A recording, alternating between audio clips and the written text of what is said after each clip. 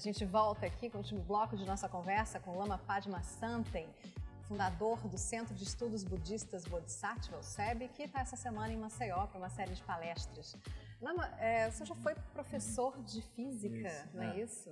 Conta um pouquinho para a gente como o budismo entrou, então, na sua vida. No início da minha vida eu tinha essa... Aliás, eu tenho ainda interesse pela ciência, eu gosto de estudar e de olhar as coisas, né?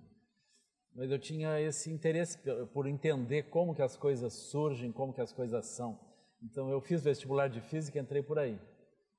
Mas eu sempre estudava também outras coisas, como yoga, vários temas ligados à espiritualidade. Eu levei esse mundo paralelo, assim, essas duas coisas paralelas. Mas houve um tempo, aí eu fiquei professor de física na Universidade Federal do Rio Grande do Sul, né? Aí mas nessa época já tinha contato com o budismo, é isso? Ou ainda era só... Eu estudava o budismo, estudava várias coisas, assim. Eu tinha vários amigos budistas, então isso para mim era muito interessante, assim. Mas eu levei um tempo para optar pelo budismo, realmente. Foi quando eu encontrei os ensinamentos que tinham conexão também com a física. Ou seja, como que a gente observa o mundo, como que a gente se engana com as aparências. Isso é muito interessante, porque o cientista se engana. Se não houvesse isso, as teorias só se reforçavam, mas as teorias são substituídas por outras teorias. Por quê? Porque o cientista olha para as coisas e se engana. Então o budismo trabalha com o aspecto interno, como que a mente se engana. Sim. Ou seja, como que a mente escolhe certas características para olhar e assim ela olha para as coisas a partir daquelas características e se engana. Quer dizer, mas mais do que um conceito de derrubar, então, a visão de cientista, reforçou uma confluência. Reforçou. Aí nós entendemos, por exemplo, como que o budismo pode ser muito útil na gestão de empresas, na arquitetura, na psicologia, na psiquiatria, na neurociência. Tem muitos diferentes campos, assim. Já que vocês estão, pelo menos um dos exemplos, na gestão de empresas, de que forma a gente poderia por exemplo, tirar proveito disso? De modo geral, as empresas pensam sobre a necessidade de inovar, né? A importância de inovar. A dificuldade de inovar, produzir novos procedimentos, novos produtos, ela está justamente na dificuldade que os cientistas têm. Eles, quando olham para a realidade, eles olham segundo as próprias visões que eles já têm, as visões velhas. É difícil eles olharem com um novo olhar. Então, as pessoas também estão desenvolvendo produtos. É difícil olhar com um novo olhar. Então, aquilo que é antigo se enraiza dentro de nós. O melhor processo para isso é meditar, ficar em silêncio e depois olhar com o olho original, um olho novo, que é capaz de ver de um outro modo. Essa é uma característica. Outra característica está ligada, por exemplo, às emoções. Todas as empresas, todas as organizações lidam com clientes. Elas precisam ouvir o cliente no mundo do cliente. Elas não podem chegar e tentar passar por cima do cliente com o seu próprio mundo. Elas têm que ouvir e se tornar hábeis em oferecer para o cliente o que ele precisa. É verdade, a aplicação de um grande conceito, olhar o outro, mesmo olhar que com fins comerciais, é isso? Se a gente não consegue olhar o outro, é muito difícil. Do mesmo modo, os terapeutas, tudo que diz respeito à saúde, quando o terapeuta chega, olha para o paciente, segundo as suas teorias, o paciente está em risco. Ele tem que olhar o paciente no mundo do paciente. Ele tem que olhar para aquela pessoa e entender por que ele está manifestando aqueles sintomas. Aí ele vai poder intervir e ajudar. E o que é, na verdade, o olhar de um bodhisattva, que é exatamente o quê? Como a gente define um bodhisattva? O bodhisattva é aquele que é um conceito budista, né? Tenta entender as pessoas nos seus mundos e ajudá-las a ser felizes e superar o sofrimento. Se você tem um problema de saúde, é melhor não procurar um cirurgião de saída, porque ele vai olhar e vai imaginar uma cirurgia. Tem que procurar um naturopata, um médico de família, alguém que olhe de uma forma ampla.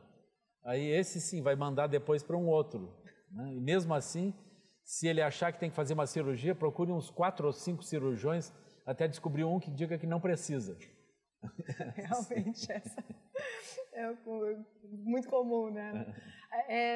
Já que você falou justamente dessa questão de olhar as pessoas dentro dos seus mundos e tal, a gente vê também um amplo uso hoje, especialmente, né, sabe, das redes sociais, de internet, dos meios... significa justamente esse esforço de estar no mundo moderno, de levar um conceito... Eu acho isso super importante. É uma coisa que a gente não planejou, né? Mas dentro da Sangha, ou seja, dentro dos grupos budistas, sempre tem pessoas que têm essa habilidade, né? Que têm esse contato com esse mundo. Então, eles vão facilitando, abrindo essas possibilidades. Então, hoje, eu sinto, assim, no meu próprio trabalho, a importância de ter muitas filmagens, muitos ensinamentos na nuvem, vamos dizer assim, né? As pessoas, elas podem primeiro acessar ali e ver o que o Lama está dizendo, para ver se vão falar com ele, vão vê-lo ou não, né? Eu acho isso super bom. É muito comum eu encontrar pessoas, as pessoas, uau, Lama, elas estão com o olho assim. Eu tenho lhe ouvido muito, né? Eu nunca encontrei a pessoa, o senhor não me conhece, por quê? Porque eu vejo na internet. Pois é, e o que é realmente, né, algo... Isso é uma grande coisa. Fantástico. Se eu tivesse que ficar falando o tempo todo para trazer os ensinamentos, isso é de desanimar, né? Isso é cansaço, assim. Mas mesmo com os redes, você viaja o país inteiro, né? Eu viajo constantemente. Como é a rotina de um lama? E o que é um lama, na verdade, se a gente puder explicar, Os né? lamas, eles são mestres, mas eles também têm uma liderança temporal. Eles tentam ajustar as comunidades, ajudar os grupos, né? Então, boa parte da minha felicidade é ficar cuidando dos vários SEBs. Dos vários SEBs. Das várias atividades, assim, né? Inclusive de Maceió, não é isso? Inclusive de Maceió. Então, eu dou os ensinamentos. Os ensinamentos estão todos estruturados. Aí eu volto a cada tempo e vou elucidando melhor cada parte dos ensinamentos. E vou estimulando as pessoas a praticarem, a fazerem retiros. Também a gente tem 6 áreas rurais, são comunidades rurais, onde as pessoas moram, onde tem escolas, tem refeitório, cozinha, as casas das pessoas, os templos. Uma experiência de uma comunidade budista. Comunidades budistas. Então, isso são coisas muito felizes, assim. Então, constantemente eu estou equilibrando, estendendo, aumentando, melhorando, né? A gente também tem, no Sul especialmente, tem uma cooperativa. Agora, em diferentes partes do Brasil, a gente tem ONGs de ação social também. A gente trabalha com comunidades, né? Faz projetos. Então, é muito divertido isso. Nossa, bom, Lama, a gente poderia ficar dias, na verdade, conversando. Infelizmente, nosso tempo é curto. Só para a gente encerrar, eu queria só que você explicasse um pouquinho o que é o SEB. Na verdade, é para praticantes avançados ou pessoas que... O SEB é como se fosse uma escola aberta para alunos livres, né? Assim, escola aberta por quê? A pessoa chega quando quiser e vai embora quando quiser.